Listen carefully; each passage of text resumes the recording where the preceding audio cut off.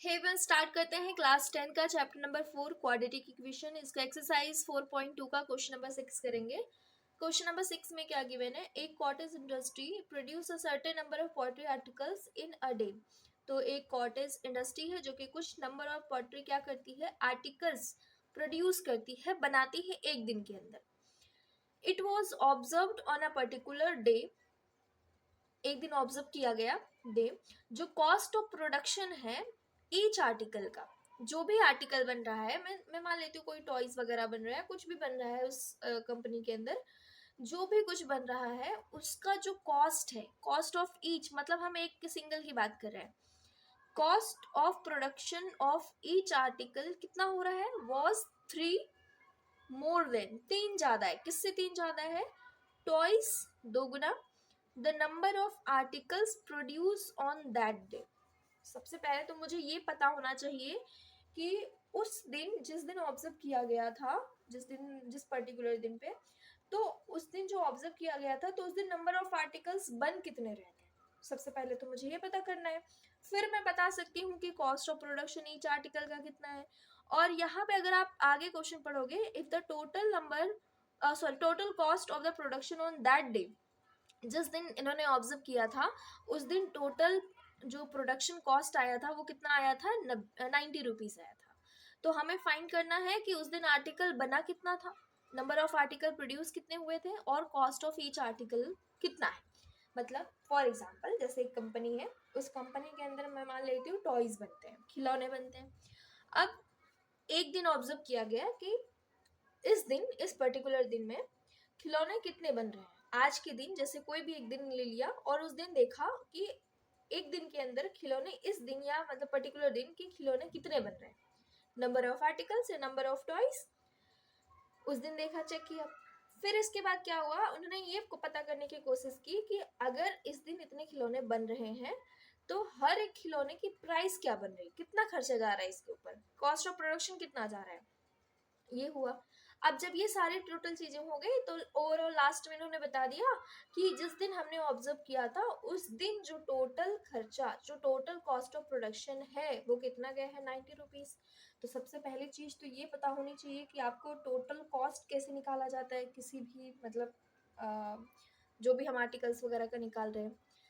आप एक दुकान पे गए, दुकानदार से बोला कि मुझे 5 पेन दे दो, ओके, मुझे 5 पेन दे दो। 5 पेन दुकानदार ने दिया। इसके बाद वो एक पेन की कीमत बताएंगे, एक पेन की कीमत मैं मान लेती हूँ 2 रुपीज है। कितनी, 2 रुपीज है। ये नंबर है और ये कॉस्ट है।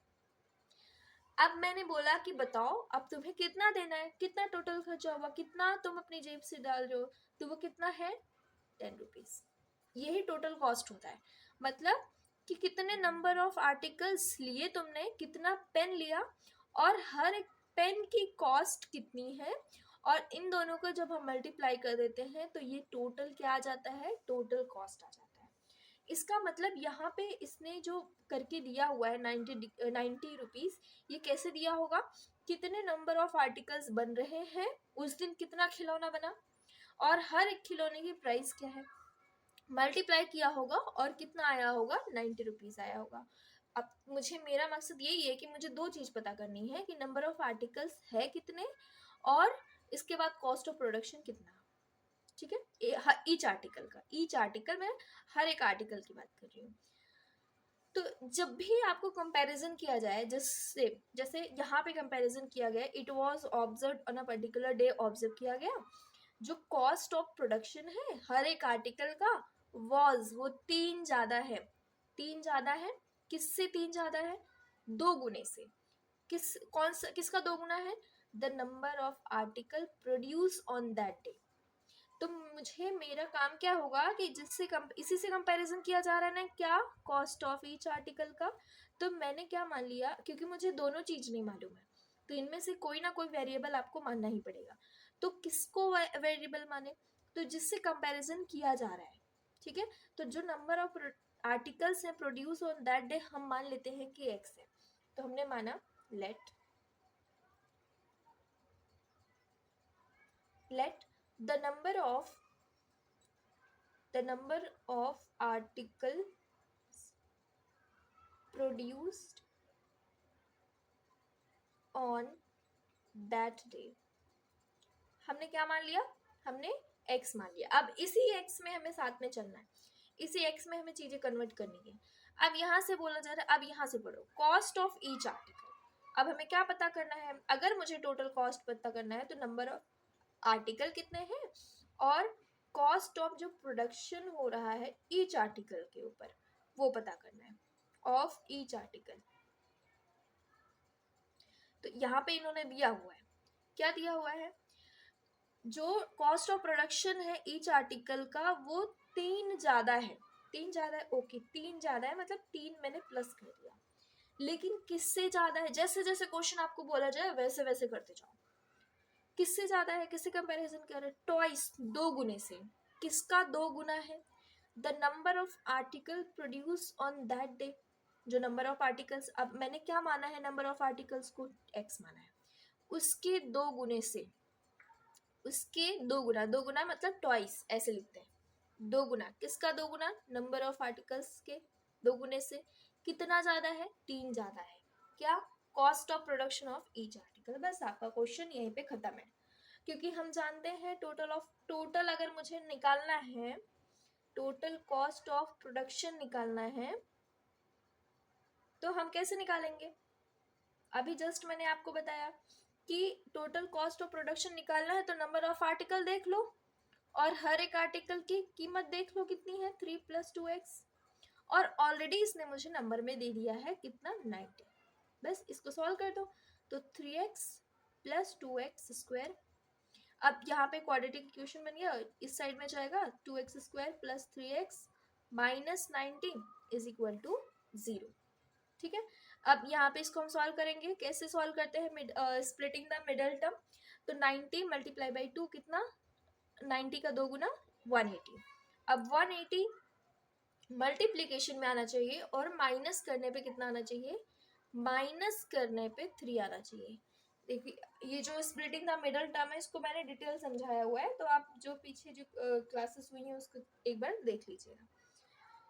तो इसको हम जब एलसीएम लेंगे, क्योंकि बड़ा नंबर है तो मेरे माइंड में तुरंत नहीं आएगा, ठीक है, तो इसको हम क्या कर लेते हैं, एलसीएम ले लेते हैं।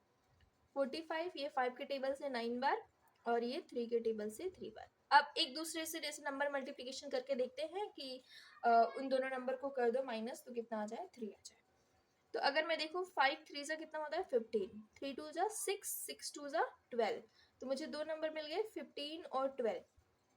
हालांकि ये मुझे मालूम था, लेकिन आपको कुछ इस तरीके से 2-3 बार ऐसे घूमना पड़ेगा कि कौन से नंबर बन रहे हैं, 15 और 20 2 नंबर बन रहे हैं, ठीक है, जिसको माइनस करेंगे कितना आ जाएगा, 3 आ जाएगा। बस तोड़ देते हैं, स्प्लिट कर देते हैं, 2x² + 3x है। देखिए प्लस का 3x चाहिए ना, तो बड़ा नंबर हमें 15 मतलब रखना पड़ेगा, पहले प्लस में ही रखना पड़ेगा।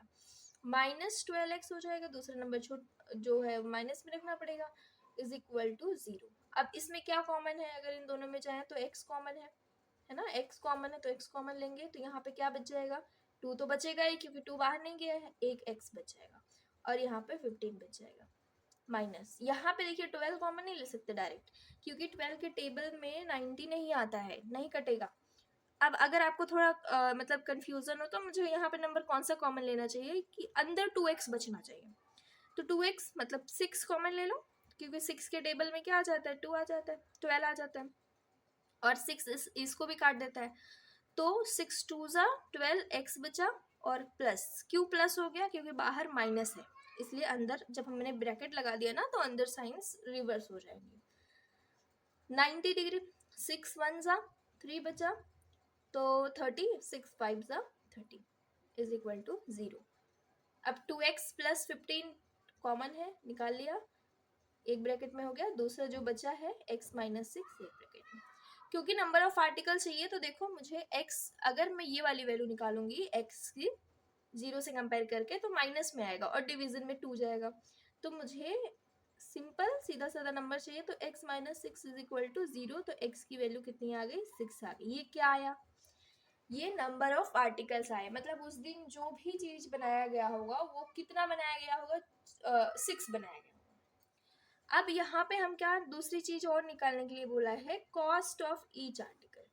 तो कॉस्ट ऑफ ईच आर्टिकल निकाल लेते हैं। ईच